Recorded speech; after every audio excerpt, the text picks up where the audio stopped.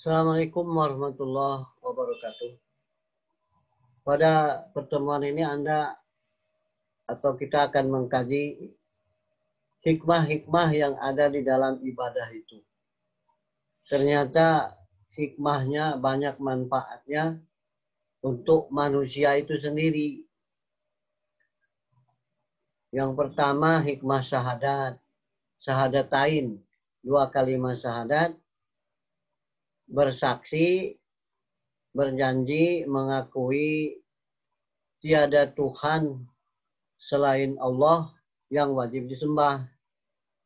Dan Nabi Muhammad itu adalah utusannya. Hikmahnya kita semakin mantap, semakin yakin. Ya. Yang kedua, hikmah sholat. Hikmah sholat ini kalau kita lakukan, sholat wajib, sholat sunat, sholat tahajud, sholat hajat.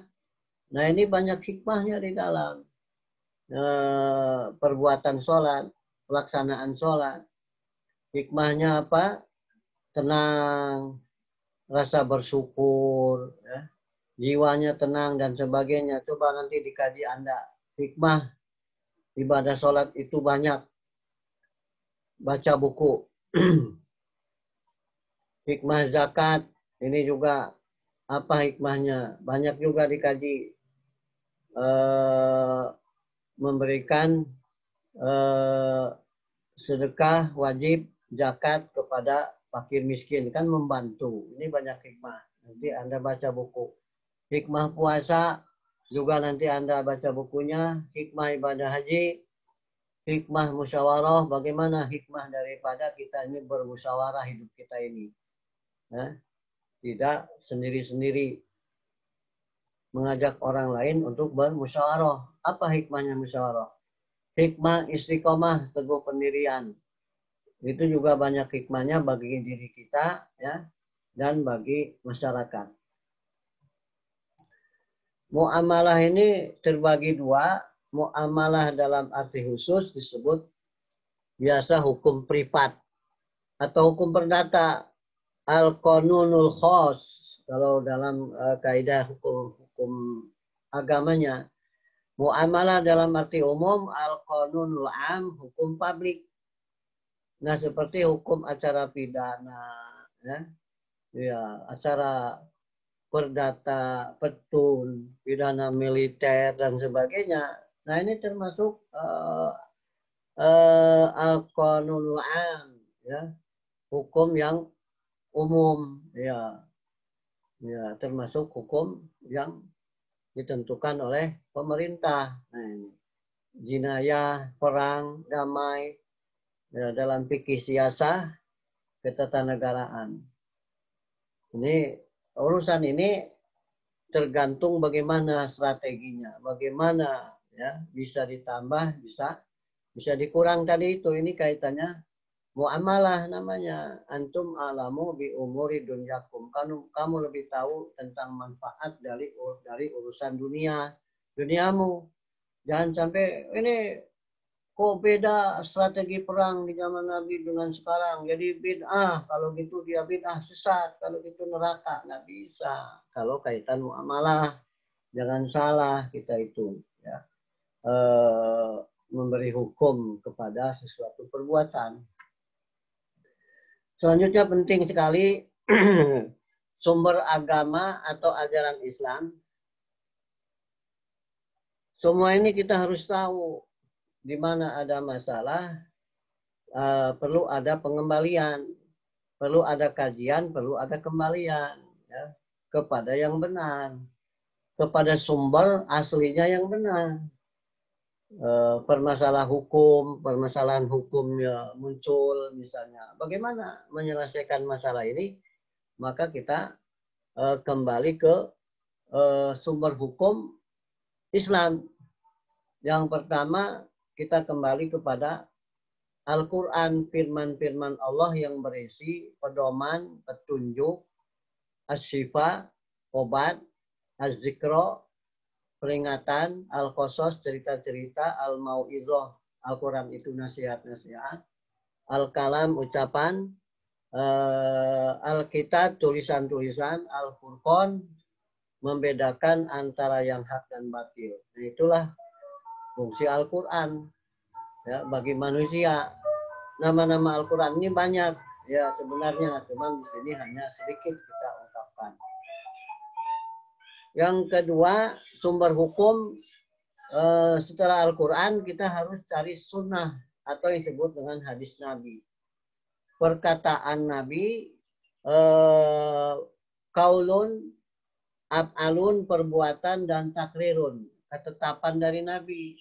Ini ACC kata Nabi, ya lanjutkan. Nah ini namanya sunnah atau hadis. Kaitan dengan hadis ini nanti akan dibicarakan juga mana hadis yang bisa dijadikan sumber hukum. Hadis sahih, hadis mutawatir, bisa jadikan sumber hukum. Kalau hadisnya dhaif, hadisnya lemah, ya, hadisnya palsu apalagi, ya tidak bisa dijadikan sumber hukum. Nanti harus tahu kita kajiannya mana hadis mutawatir, mana hadis sahih, ya, mana hadis palsu, mana hadis dhaif, lemah. Kemudian sumber hukum Islam yang ketiga, ijtihad adalah usaha yang sungguh-sungguh seseorang atau beberapa orang ulama tertentu untuk merumuskan kepastian hukum, penilaian hukum mengenai beberapa perkara yang tidak ada kepastian hukumnya dalam Al-Quran dan hadis. Maka ini dengan cara beristihad, ya, dengan cara beristihad. Metode istihad banyak sekali. Ada metode kias, analogi hukum. Dianalogikan, dikiaskan kepada hukum yang telah ada. Itu namanya karena ada ilat, karena ada sebab dan akibat yang sama. Misalnya minuman yang memabukkan itu haram. Jadi apa saja, minuman apa saja, makanan apa saja yang bisa menjadikan mabuk, maka hukumnya haram, tidak boleh. Karena ilatnya sama, sebabnya sama, akibatnya sama. Kullu muskirin haramun. Ya, setiap yang memabukkan adalah haram hukumnya. Ada yang berkata sedikit walaupun sedikit, ya, ya sedikit atau banyak haram. Tetapi kalau sudah melalui ketentuan Menteri Kesehatan dan sebagainya, sekian persen, alkoholnya sekian persen, nah itu diperbolehkan. Ya. Isma, metode ijtihad yang dua, ijma, kesepakatan, musyawarah, kesepakatan para ulama tentang satu hukum, ya di sana mufakat, akhirnya hukum itu boleh atau tidak boleh. Ya, ini namanya ijma. Maslahah mursalah untuk menentukan kebaikan, kemanfaatan usaha yang baik, kira-kira ada maslahatnya, perbuatan ini dipandang maslahat, ya diperbolehkan lah di antara pekerjaan yang tidak ada manfaat. Ya, cari yang manfaat. Istisan dipandang baik, maka dicari terbaik. Dokter praktik buka aurat perempuan misalnya, demi kebaikan, demi kemaslahatan pengobatan, ya, dokternya laki-laki, nggak ada yang perempuan. Bagaimana? Auratnya terbuka. Ya, mau operasi. Ya jadi bolehlah. Ya, namanya ihtisan, demi kebaikan. Uruf, adat kebiasaan yang baik jadi ketetapan hukum. Tidak bertentangan dengan syariat Islam. Ya. Kebiasaan. Hukum kebiasaan. Bagaimana kebiasaan yang baik sudah berlaku terus-menerus, ya, dipandang baik, maka jadi boleh. Kebiasaan parkir tidak ada aturannya di situ, belum diatur, maka dia bayar parkir, kan gitu. Ya. Jadi kebiasaan, namanya orang sudah berbuat baik, ya udahlah, bayarlah walaupun sedikit. Ya. Anggap aja kita membantu dialah, ya, penghasilan. Kasihan juga lah orang kaya ini pelit banget ya. Parkir 2.000, 5.000 aja berhitung, kan? Anggap aja sedekah. Ihtisab, apa yang ada pada masa lalu dipandang ada pada masa sekarang. Ya. Dan masa akan datang atau meniadakan hukum yang telah ada. Anak itu, arak itu mabuk. Jika jadi cuka, jadi boleh minum. Tapi jadi cukanya sendiri, bukan diolah. Ya. Syariat sebelum Nabi Muhammad, sar'uman qoblana. Kurban di zaman Nabi Ibrahim, ya, itu sudah ada. Ya. Bagaimana di dalam Al-Quran dijelaskan kita juga diperintahkan untuk berkurban. Ya sudah, ikuti saja, dulu ada, sekarang ada. Ya. Nah ini, jadi syariat yang sebelum Nabi Muhammad ada, kurban zaman Nabi Ibrahim, hukumnya zaman Nabi Ibrahim dan zaman Nabi Musa.